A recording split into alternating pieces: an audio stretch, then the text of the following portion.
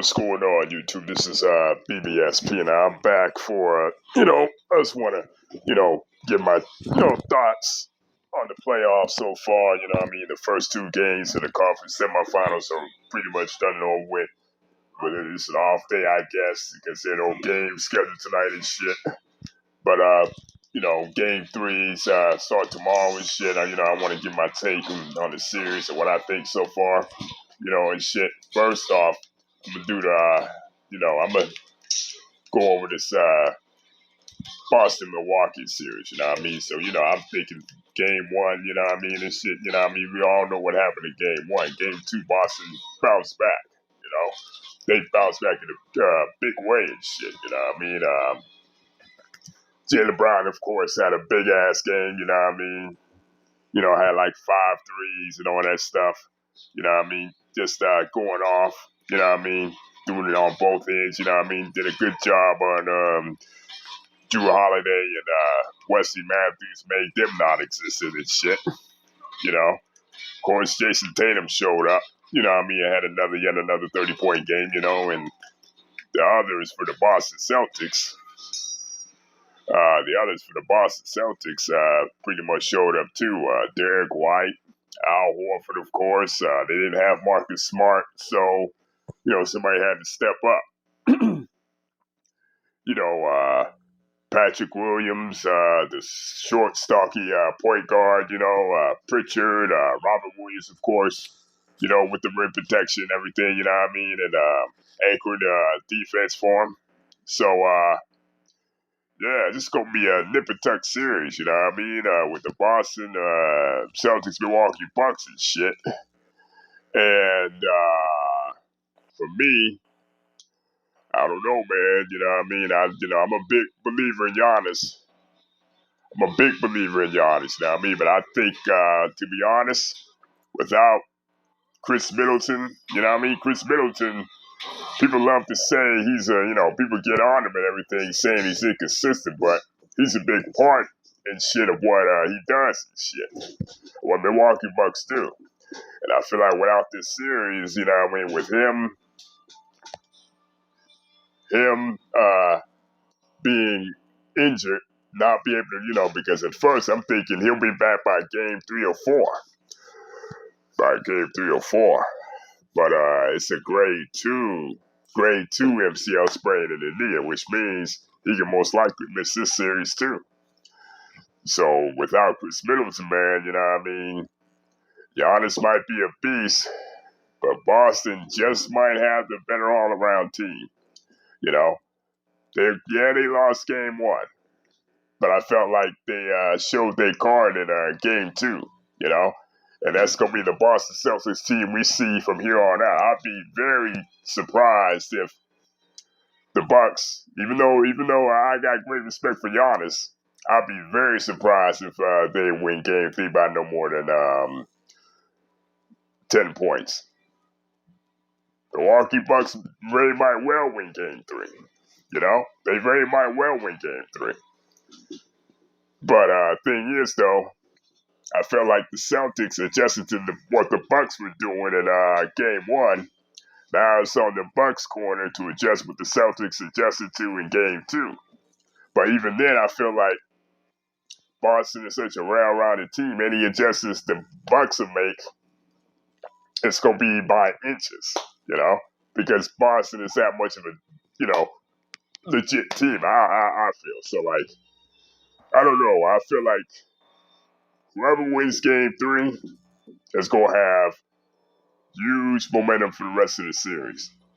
And the series could possibly end in 6, whoever wins that swing game. Game 3 for me is a swing game. Whoever wins Game 3, right, that might be a swing game in the series.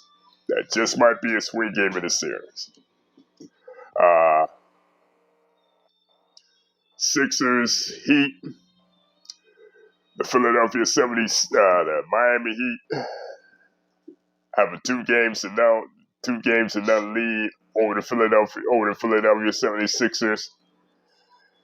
And I feel like right now, man, unless Joel Embiid comes back by Game 3, this could be a sweep.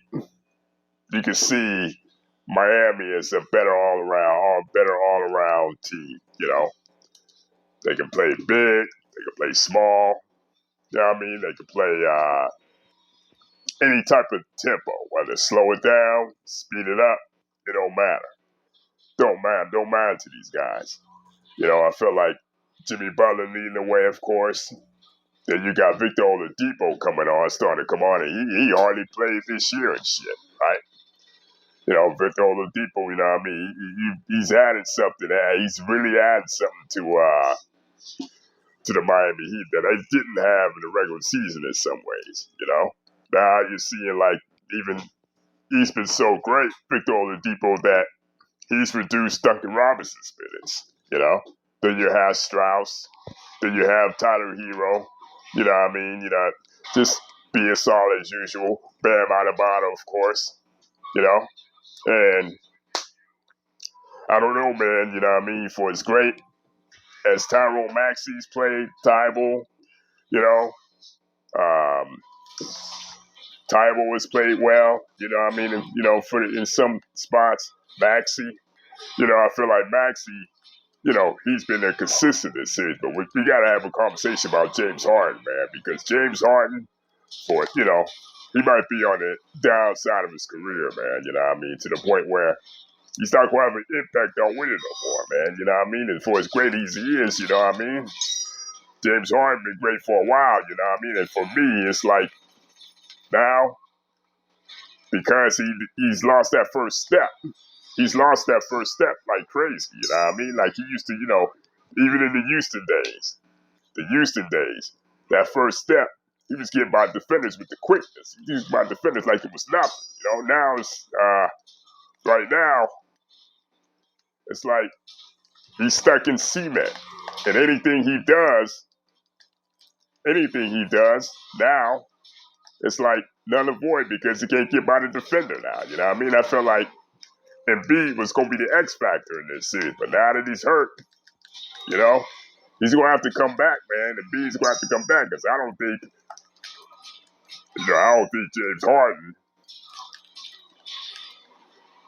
James Harden right now is the same player he was even 4 years ago. When Houston Rockets had that best record in the NBA, they almost knocked off the Golden State Warriors. James Harden is no longer around, man. James Harden, that's not going to be around no more, man. I feel like the Sixers, unless Embiid comes back in Game 3, they in trouble, man. They in trouble.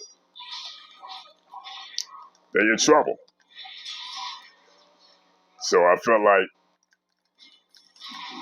unless McConnell comes back Game 3, they're going to be in trouble. They're definitely going to be in trouble. Phoenix Suns, Dallas Mavericks. You know, games were entertaining. You know, of course, Luka did his thing and shit. Luka did his thing. You know, had 45 points one game and 35 the next.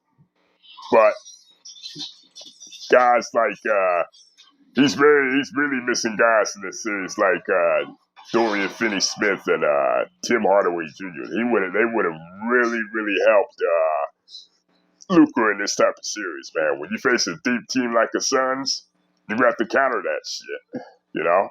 But guys like Max Kleber, you know, Spencer Dinwiddie, you know what I mean, even though he's solid, you know what I mean, that's just another guy, you know what I mean, Bullock, those guys. When you're going against a team that's very well-rounded, very well coached, and very cerebral, man. When you got Chris Paul over there, Devin Booker had a big game. Chris Paul is coming up big in these playoffs. DeAndre Ayton, of course, is being playing like one of the best bigs in the NBA. You know, then you got Mikal Bridges, Cameron Payne, Cam Johnson, all those guys over there, man. It's like basically it's come down to 5-on-1, man. It's come down to 5-on-1 and shit.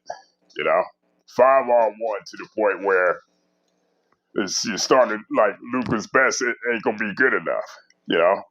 And so far, the Suns have proven to be the much better team and shit. You know, unless something changes overnight and Jason Kidd can make some adjustments that we haven't seen, that might be a quick series too. You know, I suspect Luka might get one. Luka might get one, but other than that, I feel like this series is over in 5 as well. You know, may not be a sweep. Luka would get him one, but I just feel like Suns are too much of a well-rounded team, man. From 1 through 15, they are a much well-rounded team. You know, and they're better this year. You know, some will argue they should have won the chip last year when they were up 2-0 on the Bucks. But I feel like this year they're even better.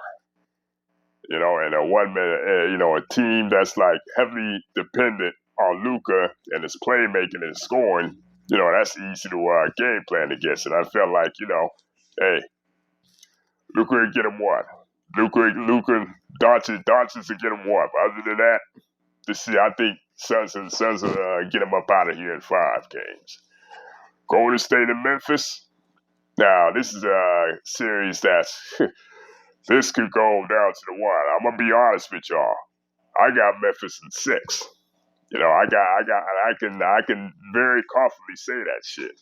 You know, Memphis, they're athletic, they're active, and they got bigs that can match Golden State's firepower. You know, guys like Dylan Brooks, Brandon Carter, you know, all those guys. Of course, John Morant had a big ass game, man. John Morant had probably the best game of the playoffs this year with 47 points, 8 rebounds, and 6, 7 assists, something like that. Somebody gotta fill me in on that shit, man, because all I know, you know, that first game, I felt like they beat themselves in that first game. They could easily be up 2-0 in this series right now, because when you think about it, Draymond Green got thrown out in the first game, right? And that set the tone for it. But basically, I feel like Memphis is so far outplayed Golden State, you know. For as great as Steph and Clay are as shooters, they can fall in love with that jump shot too many times to the point where they're dependent on it.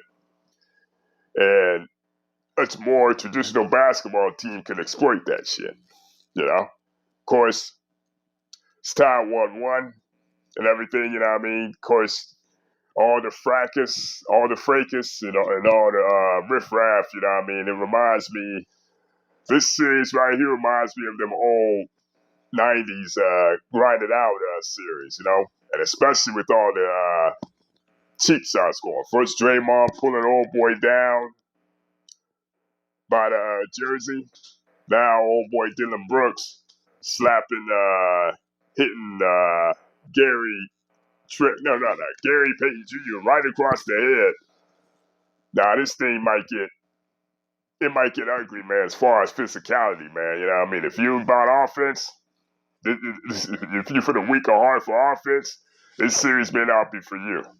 I think we're going to see a whole lot of low 90s, low mid high 90s, low 100 scoring games. I'd be very surprised if another game in this series. I'll be very surprised if anybody scores over 120 points, because these two teams are that physical. Well, Memphis is. Memphis is physical. Golden State's responding to Memphis' Grizzlies' physicality and shit. You know?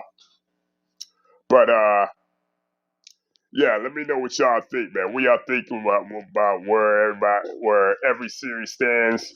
And I want to know from all my subscribers, going into these game 3s and shit, right? What y'all predictions for the series? Gut feelings, you know what I mean? Who y'all think is going to win, but who in particular you know is going to win? Let me know in the comment section, you know what I mean? Like, subscribe to this shit, and I'm going to holler at y'all cats.